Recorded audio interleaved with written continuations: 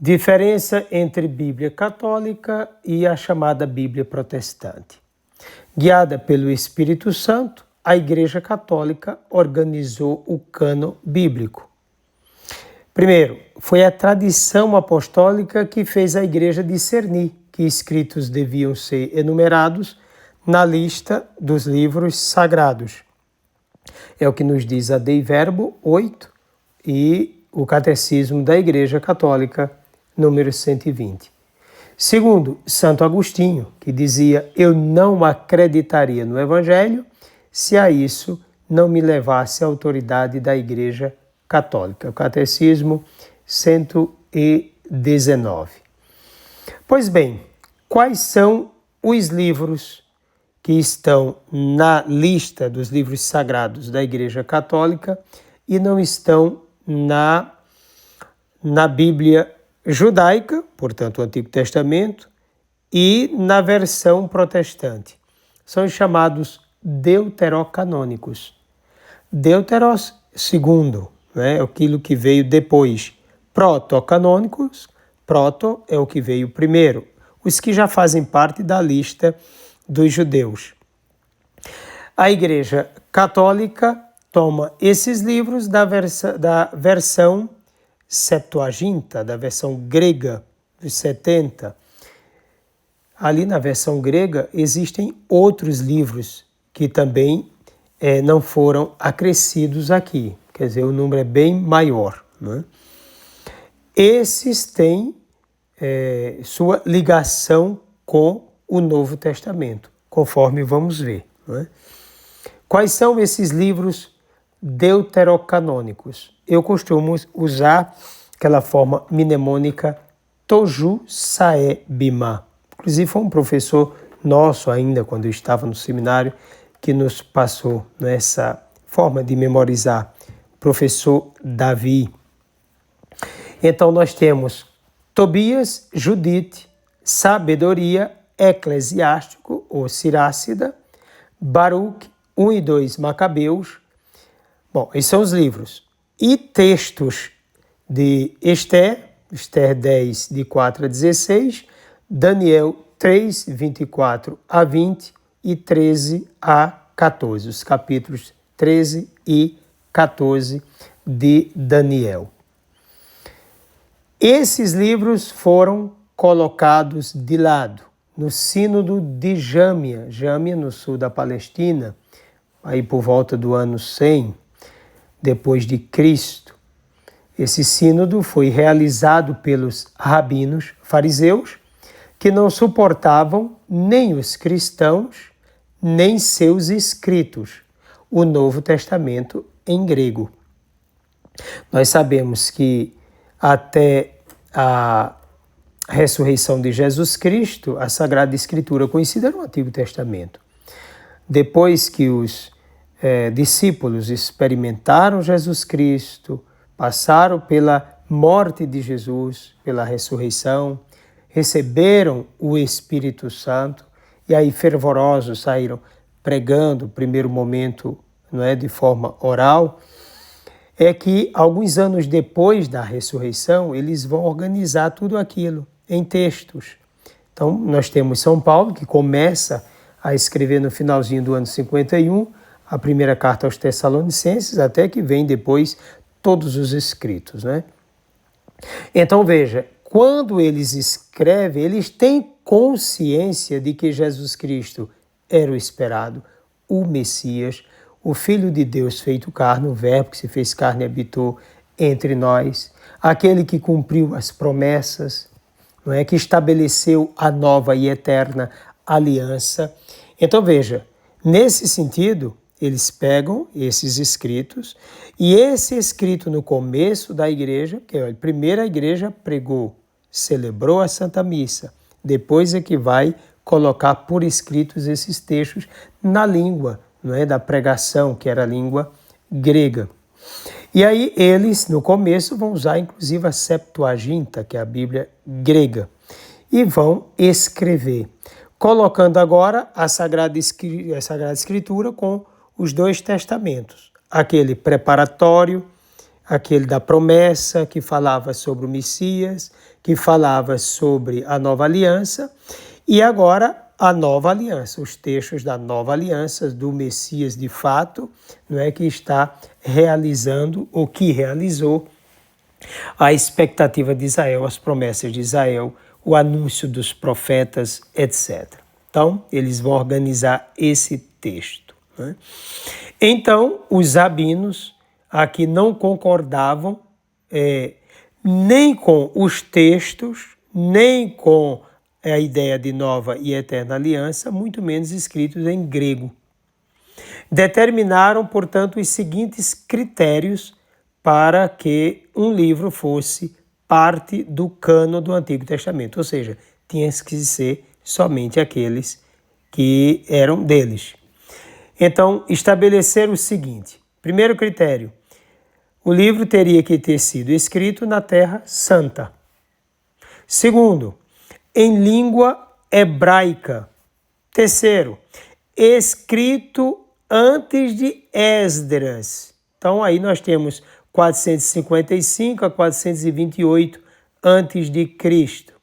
Depois, sem contradição com a Torá ou a lei de Moisés. Pronto, isso era o que eles concebiam como critérios para determinar os livros canônicos. Então, ficaria somente com os 39 que ele já tem até hoje do Antigo Testamento. O que existe por trás desses critérios? Então, a gente vai fazer uma análise de contexto. Primeiro, um combate à fé cristã. Eles estavam realmente interessados no cânon deles? Certamente eles queriam defender o que acreditavam, mas aí tem um combate à fé cristã, que eles não admitiam. Segundo, um forte nacionalismo consequente do retorno do exílio da Babilônia. E aí eles queriam, de fato, determinar tudo aquilo que era necessário para se manter na fidelidade a Deus. Terceiro, a fragilidade dos líderes de Israel diante da fé cristã. Então, um combate à fé cristã, um forte nacionalismo, depois a fragilidade dos líderes de Israel diante da fé cristã. Pronto, determinaram o cânon deles, Sínodo de Jâmia. Depois vem a Igreja Católica e o cânon bíblico por ela estabelecido.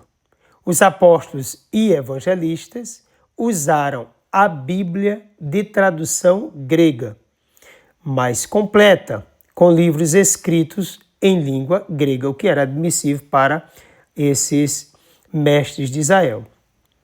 Conta-se que o rei do Egito, Ptolomeu, tomou 70 sábios judeus, conhecedores da língua grega, e os mandou traduzir a Bíblia hebraica restrita para o grego por volta dos anos 250 a 100 antes de Cristo. Então, a Septuaginta existia antes de Cristo. Daí porque é chamada Septuaginta ou versão dos 70, a completa.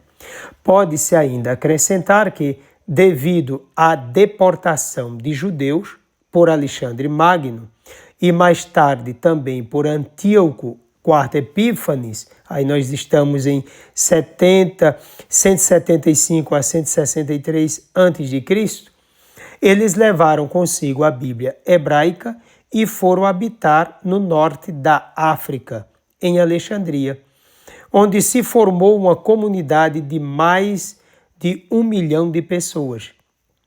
O grego era a língua falada nessa cidade. Na tradução para o grego, esses judeus acrescentaram outros livros, considerados por muitos também inspirados. A Septuaginta, portanto, contém todos os livros da Bíblia hebraica, segundo o Sínodo de Jâmia, mais aqueles considerados apócrifos, que para nós são os deuterocanônicos, Tobias, Judite, Sabedoria, Baruque, Eclesiástico, o Siracide 1 e 2 Macabeus, além dos textos já citados. E para os apóstolos, ao usarem a Bíblia em língua grega, a consideravam inspirada. Então, isso é um dado importante. Os apóstolos consideravam a Bíblia, a versão grega, Septuaginta, inspirada, destacando a canonicidade, a inspiração sagrada dos livros rejeitados em Jâmia pelos fariseus. No Novo Testamento, portanto, e aqui é importante saber disso, há 350 citações do Antigo Testamento. Olha, o Novo Testamento cita 350 vezes o Antigo Testamento. Destas 350 citações, 300 são da Septuaginta. Percebam, 50 da Bíblia hebraica e 300 citações da Bíblia grega. Dos livros que foram rejeitados pelos fariseus, tem-se as seguintes citações no Novo Testamento, para se ter ideia dos livros rejeitados pelos fariseus. Romanos 1, de 12 a 32, que se refere à sabedoria 13, de 1 a 9. Romanos 13, 1, que se refere à sabedoria 6, 3. Mateus 27, 43, vai para a sabedoria 2, 13 e 18. Tiago 1, 19, de Eclesiástico 5, 11. Mateus 11, 26, 29, seguinte, vai para Eclesiástico 51, 23 a 30. Hebreus 11, 34, que vai para 2 Macabeus 6, 18 e 7, 42. E Apocalipse 8, 2, que vai para Tobias 12, 15. A organização do cano não foi tão fácil. Então, veja que são detalhes. Inclusive, há um dado aqui que eu vou já adiantar, que no caso dos que se dizem cristãos, mas vivem numa realidade protestante, tem que justificar esses textos se negam os deuterocanônicos, né? Tratam como apócrifos. Apesar das dificuldades geográficas e tecnológicas, a Igreja conseguiu unir os principais centros da fé católica, a saber, Antioquia, Alexandria, Constantinopla, Jerusalém e Roma, num só objetivo e prática da mesma palavra de Deus. As dúvidas surgidas entre os séculos II e IV sobre os 7 livros por causa da dificuldade do diálogo com os judeus não impediram um estudo mais profundo e fiel, capaz de se determinar quais livros são autenticamente inspirados. Então basta lembrar que Santo Atanásio já os colocava, porque organizou a lista dos livros sagrados já no IV século. Com a dúvida levantada pelo Sínodo de Jâmia, alguns cristãos passaram a questionar a inspiração divina dos livros deuterocanônicos. Os concílios regionais de Hipona, 393, Cartago, terceiro em 397 e Cartago IV em 419, também Trullos, 692, bem como os concílios ecumênicos de Florença, 1442, depois Trento, 1546 e Vaticano I, 1870, confirmaram a validade dos deuterocanônicos do Antigo Testamento, baseando-se na autoridade dos apóstolos e da sagrada tradição. Da mesma forma como existem livros deuterocanônicos no Antigo Testamento, também o Novo Testamento contém livros e extratos que causaram dúvidas até o século IV, quando a Igreja definiu de uma vez por todas o cano do Novo Testamento. Interessante observar que às vezes alguns ficam presos somente ao Antigo Testamento, mas no Novo também, né? Houve uma certa, vamos dizer assim, uma pausa para se estudar melhor, principalmente o livro do Apocalipse. São deuterocanônicos no Novo Testamento os livros de Hebreus, Tiago, 2 Pedro, Judas, 2 João, 3 João e Apocalipse. Interessante, né? Esses livros foram colocados depois. E é interessante porque o universo protestante já não nega esses. Com o advento da reforma protestante, os ditos evangélicos, a partir do século XVIII, passaram a omitir os livros deuterocanônicos do Antigo Testamento. Alguns grupos mais radicais chegaram, sem sucesso, a tentar retirar também os livros deuterocanônicos do Novo Testamento. É de se observar desta forma que caem em grande contradição por não aceitarem os deuterocanônicos do Antigo Testamento, enquanto aceitam incontestavelmente os deuterocanônicos do Novo Testamento. E é interessante também observar que esses livros foram organizados e foram escritos dentro da realidade católica. Quais são as objeções protestantes? Vou colocar a objeção para negação dos deuterocanônicos e, ao mesmo tempo, colocar a correção deles, né, com relação a eles. Os protestantes procuram justificar sua posição acusando os livros deuterocanônicos de ensinar heresias. Por exemplo, vamos pegar o primeiro exemplo deles. A remissão dos pecados mediante a esmola. Eles vão dizer que isso não pode. Então, e Tobias 4, 10, Tobias 12, 9 e Eclesiastes 3, 33.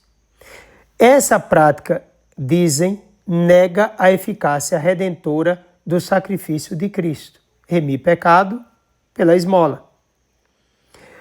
Observamos também a propósito, e aqui já corrigindo, o sacrifício de Cristo é posterior a tais práticas caritativas.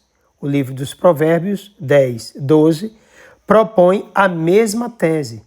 Então, nesse caso, seria necessário eliminá-lo também do cânon, tirar o livro dos Provérbios, porque propõe a mesma tese da remissão pela esmola. O Novo Testamento ensina a mesma doutrina. Marcos 9, 41, Lucas 11, 41. Jesus afirma o valor das esmolas juntamente com outras formas de caridade. Basta ver Mateus 6, 2. Quando deres esmola, não faças como os hipócritas. Depois conferir 1 Pedro 4, 8, Atos 10, 31. O segundo ponto deles, a vingança e o ódio dos inimigos em Eclesiástico 12, 6, Judite 9, 4, contradizendo Mateus 5, 44 a 48, quando Jesus pede orai por vossos inimigos, amar os inimigos. E aqui os textos estão falando de vingança e ódio aos inimigos. A respeito, vale a pena lembrar que o Eclesiástico pertence ao Antigo Testamento, onde estava em vigor a lei do talião, apresentada em Êxodo 21, 24, Levítico 24, 20, 19 e de 19 a 21. Então, nesse caso, não vamos tirar somente o livro do Eclesiástico e de Judite, vamos tirar também o Êxodo, porque traz a lei do talião. Você percebe como é fraco o argumento deles. O terceiro argumento, a prática do suicídio em 2 Macabeus 14, 41. Agora, vamos mostrar também que, a propósito, vem o caso de Sansão, que se suicida. Vem ainda Juízes 9, 54, 16, 28 seguinte, 1 Samuel 31, 4 seguinte, 2 Samuel 16, 23. Deveriam tais passagens ou tais livros também serem eliminados do cânon por causa do crime que narram? Do suicídio também de Salomão? Então, por que o argumento de suicídio em 2 Macabeus e não vai pegar o livro dos Juízes? Porque também traz o suicídio de Salomão, não é? Quarto argumento, ensino de artes mágicas, em Tobias 6, 8 seguinte. Bom, a respeito, observamos que Tobias 8, 3 que não é Tobias quem expulsa o demônio, mas é o anjo Rafael. Havia interesse em ocultar a Tobias a ação do anjo. Mas, em João 9,6, Jesus cura o cego usando saliva. Em Tiago 5,14, há a instrução referente ao uso do óleo para aliviar os enfermos. Seriam práticas mágicas? Não, são primícias dos sacramentos. Se for pela lógica deles, eliminaríamos também o Evangelho segundo João, também a carta de Tiago, porque tratam desses sinais. Uma outra informação deles, prática da mentira, em Judite 11, de 13 a 17, e Tobias 5, 15. Ora, no Antigo Testamento, lê-se que Abraão mandou sua esposa Sara mentir, dizendo ela que era irmã dele. Veja lá Gênesis 20, 21. Mas Jacó, auxiliado por sua mãe, mente ao pai cego, dizendo-lhe que era Esaú, o filho mais velho. Gênesis 27, 19. Jacó também enganou o sogro, conforme Gênesis 31, 20. Será que, por causa de tais casos, o livro do Gênesis deveria ser retirado do cano? Quanto a Judite, ela agiu durante uma guerra e disse, em verdade, ao chefe do acampamento oposto, das quais este devia desconfiar, tendo-a como provável espiã. Holofernes, porém, deixou-se fascinar pelos artifícios utilizados pela mulher estrangeira.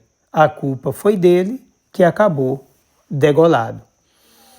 Então, há também os erros históricos cronológicos. O gênero literário dito Midrash era muito usual entre os judeus, comporta certas imprecisões historiográficas, a fim de mais realçar o significado teológico do evento relatado.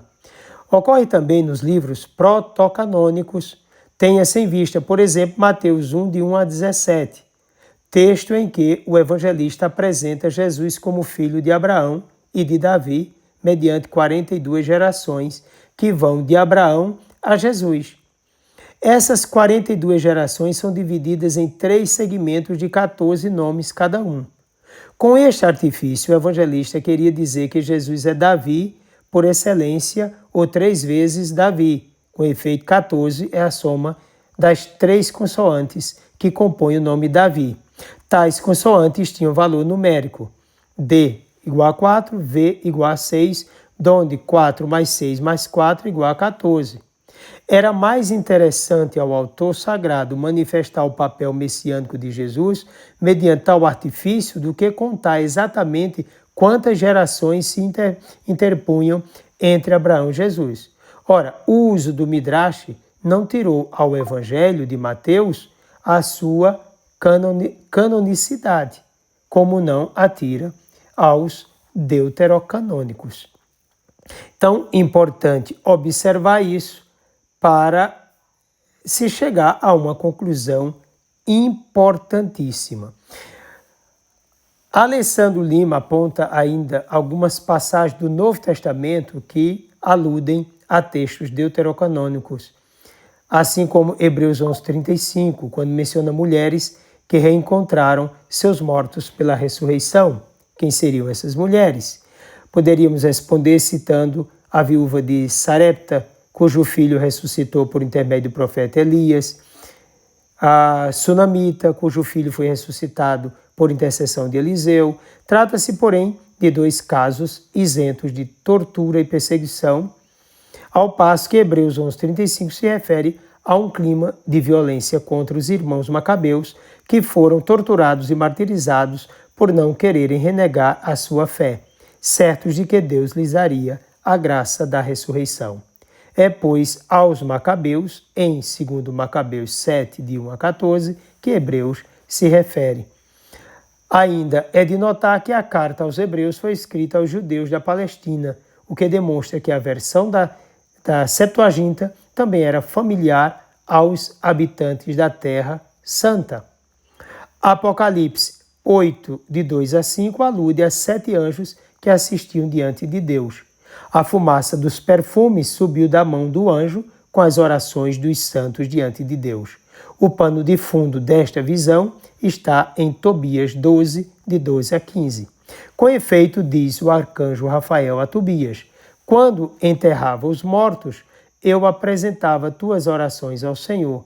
Eu sou Rafael, um dos 7 que assistem na presença do Senhor. Tobias 12, 12 seguinte. Em Lucas 23, 35, 37 e 39 e em Marcos 15, de 15 a 19, os escárnios e zombarias proferidos contra Jesus têm seu pano de fundo literário em Sabedoria 2, de 13 a 21. Então, são fatos importantes, não é? Coisas importantes para nos fazer entender a importância dos deuterocanônicos e os erros daqueles que não os aceitam. Fatos escabrosos nos protocanônicos. Observe, por isso, seguindo a mesma lógica, eles deveriam ser eliminados. Além do mais, faz necessário notar que nos livros protocanônicos do Antigo Testamento há o registro de fatos escabrosos. Vamos ver. Em Gênesis 19, 30 a 36, as filhas de Ló embriagam seu pai para ter relações sexuais com ele. Um texto que procura humilhar os moabitas, o politeísmo e sacrifício humano. Segundo Reis 3, de 26 a 27. Por causa disso, rejeitado por Israel até a 10ª geração, é o que diz Deuteronômio 23, 3 a 4. Também os amonitas, assim como moabitas, inimigos de Israel na fé, na política e nas guerras.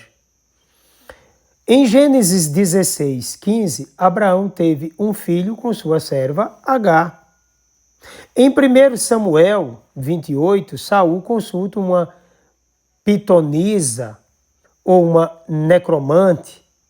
Em 2 Samuel 11, de 1 a 21, Davi planeja a morte de seu general Urias para poder ficar com a mulher dele. Percebe que, se for na lógica dos protestantes não aceitarem os deuterocanônicos, também não deveriam aceitar a esses livros? Essas considerações permitem repetir que nenhum critério usual entre os homens se aplica à escolha dos livros sagrados. Esta é obra do Espírito Santo.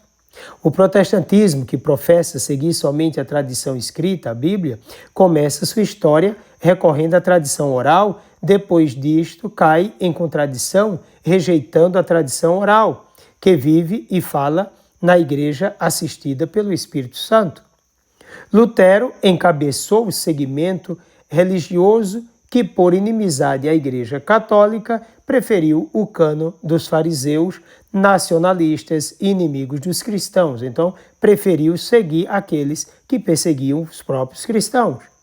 Sem critério algum, optaram pelo Antigo Testamento hebraico, desconhecendo o uso apostólico dos livros por eles rejeitados, inclusive Eclesiastes, Esther, Cântico dos Cânticos, Esdras, Neemias, Abdias, Naum e Ruth. Então, muito importante colocar isso na reflexão, pensar direitinho para não cair nessas armadilhas. Agora, convém notar que do lado protestante há estudos, como também já há aproximações. Mas é preciso avançar mais e, da parte católica, estudar mais e mais aquilo que já foi feito pela Igreja de Jesus Cristo. Até o nosso próximo encontro com a graça de Deus.